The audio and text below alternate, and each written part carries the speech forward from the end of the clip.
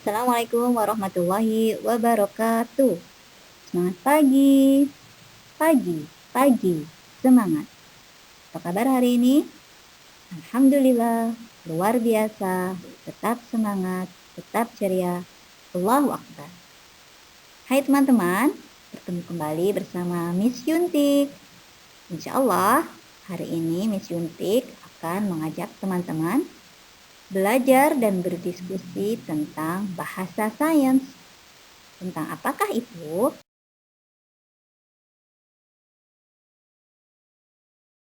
Baik, pembahasan bahasa sains hari ini kita akan berbicara tentang ciri-ciri makhluk hidup.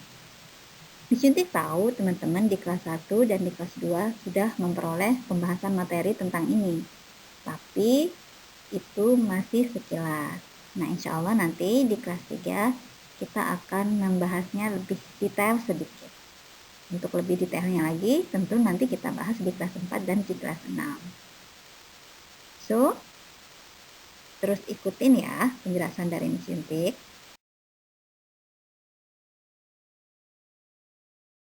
Ciri yang pertama adalah bergerak. Bergerak adalah berpindahnya dari satu tempat ke tempat yang lain. Bagaimana cara bergeraknya binatang, tumbuhan maupun manusia yang ada di sekitar kita? Coba kita lihat satu persatu ya. Coba teman-teman perhatikan gambar cicak yang ada di slide. Bagaimana cicak biasanya berjalan, teman-teman? Yap, benar. Cicak bergerak dengan cara merayap. Coba sekarang teman-teman perhatikan ikan yang ada di dalam akuarium. Bagaimanakah ikan itu bergerak? Ikan bergerak dengan cara berenang menggunakan sirip. Sirip atas, sirip di bawah, maupun sirip yang ada di belakang. Nah, sekarang perhatikan gambar yang selanjutnya ya. Nah, gambar yang selanjutnya adalah sekelompok anak-anak yang sedang apa teman-teman? Ya, mereka sedang berjalan. Pada umumnya, manusia diciptakan oleh Allah Subhanahu wa taala itu memiliki kemampuan bergerak dengan cara berjalan dan berlari. Itu ketika sudah dewasa. Sedangkan tahapan bergerak manusia dari bayi, anak-anak, remaja, hingga dewasa pun ada tahapannya. Yang pertama, merangkak. Setelah merangkak, mereka tertatih-tatih belajar berjalan. Setelah itu berjalan secara sempurna. Berbeda dengan binatang. Binatang pada umumnya ketika baru lahir, mereka sama Allah diberi kemampuan untuk bisa langsung berjalan. Contohnya kuda. Ketika kuda lahir, bayi kuda itu sudah bisa langsung berdiri. Beda dengan kita ya teman-teman. Ketika kita masih bayi, kita berguling-guling, merayap, merangkak, baru berjalan. Nah, sekarang bagaimana dengan tumbuhan? Coba kita lihat. Nah, sekarang bagaimana gerak pada tumbuhan? Gerak pada tumbuhan bisa kita amati dari bagian-bagian tumbuhan. Antara lain, yang pertama, bergeraknya daun ketika membuka. Ini adalah salah satu bagian dari cara tumbuhan bergerak. Yang kedua, gerak pada akar yang tumbuh ke bawah. Masya Allah ya, Allah ciptakan akar itu selalu tumbuh ke bawah. Ada beberapa akar yang muncul ke permukaan tanah. Tetapi sunatullahnya, akar itu akan tumbuh menuju ke dalam bumi menjauhi batang. Itu salah satu contoh gerak bagian dari tumbuhan. Dan yang ketiga adalah gerak batang ke atas. Itu merupakan contoh gerak pada tumbuhan. Sebenarnya semua itu bisa kita lihat pada proses pertumbuhan tanaman. Tanaman apa saja. Teman-teman bahkan bisa melihat daun bawang yang tumbuh itu pun juga contoh gerak pada tumbuhan. Oke, sekarang Ciri yang selanjutnya adalah 2. Bernafas. Ciri-ciri makhluk hidup yang membedakan dengan makhluk tidak hidup atau benda mati adalah makhluk hidup bisa bernafas. Macam-macam nih cara bernafasnya makhluk hidup yang diciptakan oleh Allah. Yang pertama, teman-teman perhatikan gambar ikan. Teman-teman pasti sudah tahu ya, bahwa ikan itu bernafas dengan insang. Karena mereka tinggal di dalam air. Gambar cacing. Geli ya, lihat gambar cacing. Nah, tahu tidak teman-teman, bahwa cacing itu bernafas menggunakan kulit. Wow, Masya Allah, luar biasa ya Allah menciptakan seekor cacing, ternyata dia bernafas menggunakan kulit. Dan kulitnya itu selalu licin, seperti berminyak. Yang terakhir, coba perhatikan gambar siapa itu? Ya, itu adalah gambar manusia. Gambar diri kita. Kita, manusia, bernafas dengan paru-paru. Ada 2 paru-paru yang ada di dalam dada kita. Harus kita jaga ya teman-teman. Jangan sampai paru-paru kita terinfeksi oleh virus. Apalagi sekarang sedang musim virus corona. Kalau sampai sistem pernafasan kita terganggu oleh sebuah virus, maka akibatnya apa yang terjadi? Kita akan mengalami kesulitan bernafas. Nauzubillah, jangan sampai ya. Harus kita jaga semangat sehat selalu.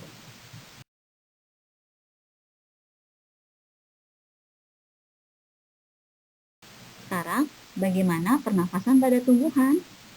Tumbuhan dapat bernafas melalui 3 tempat, teman-teman.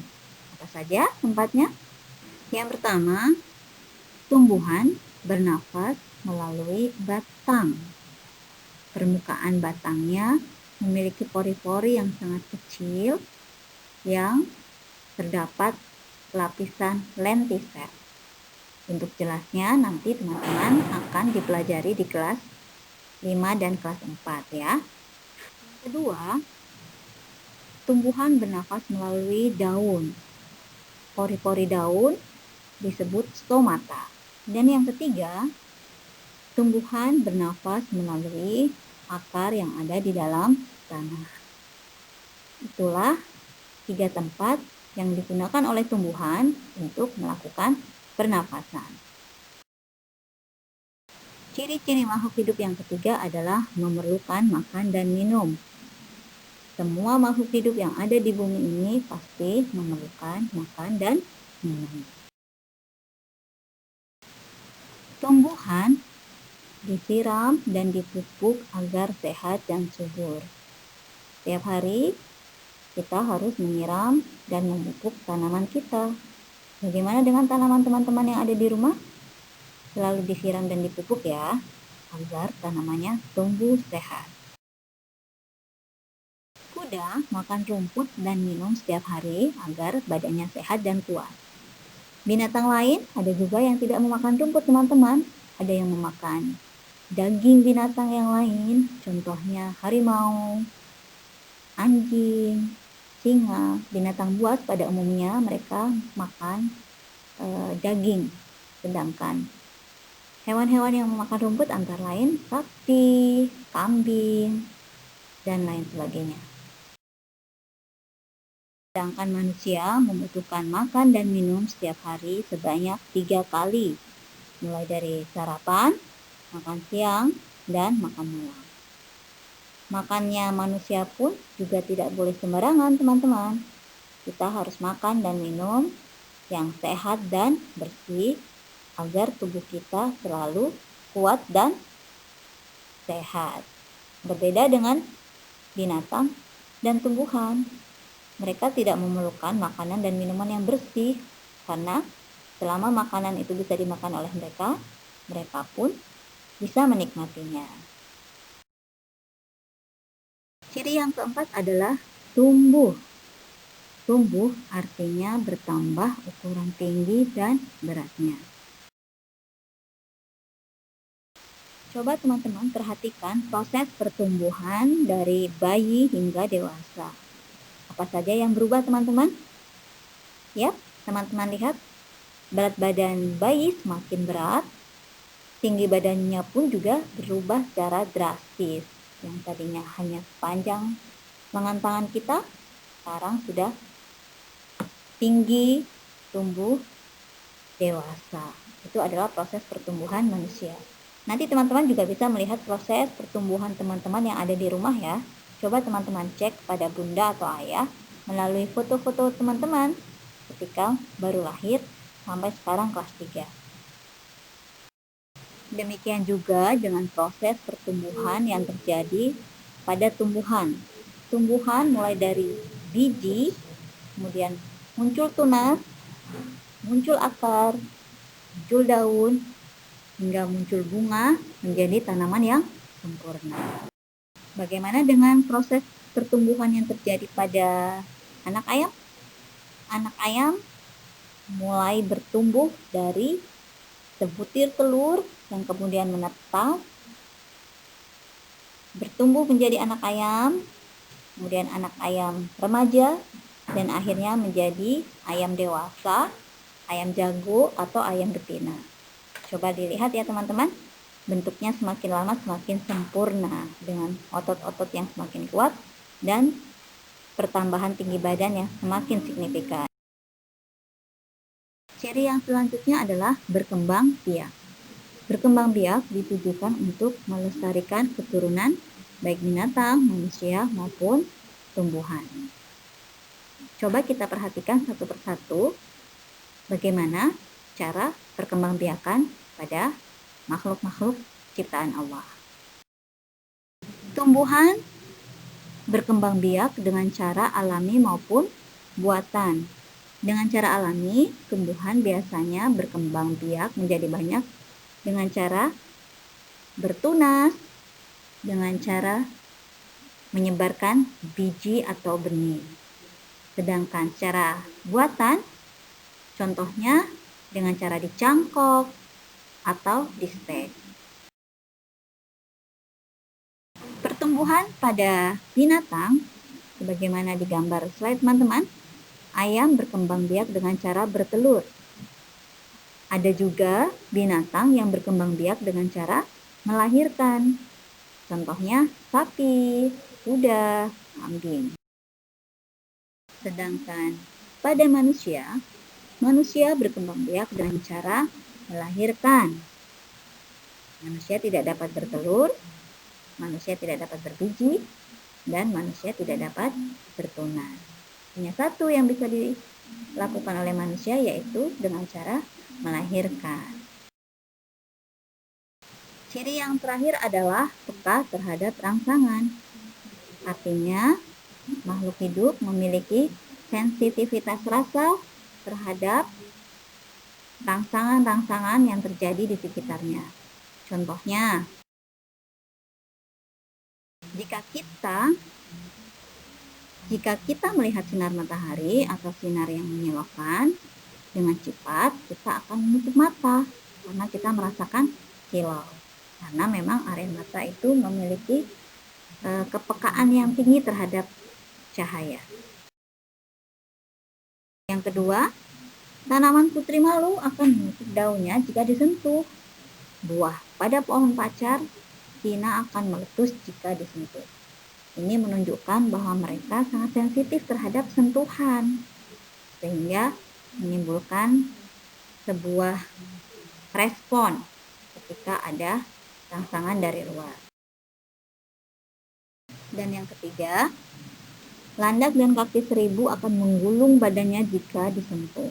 Hampir mirip dengan tanaman ya teman-teman, cuman bedanya respon pada binatang landak dan kaki seribu, jika mereka ada sesuatu yang mereka rasakan dari luar, mereka akan melindungi diri dengan cara menggulungkan badan. Nah, itu tadi ya teman-teman, ciri-ciri makhluk hidup yang membedakan dengan makhluk tidak hidup. Ada 6 poin, coba teman-teman selalu ingat dan dipelajari lagi. Lalu kerjakan tantangan dari Miss Yuntik yang sudah ada di modul.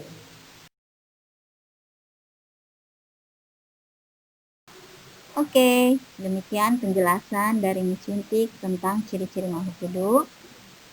Tetap semangat sehat, solih, dan smart. Wassalamualaikum warahmatullahi wabarakatuh.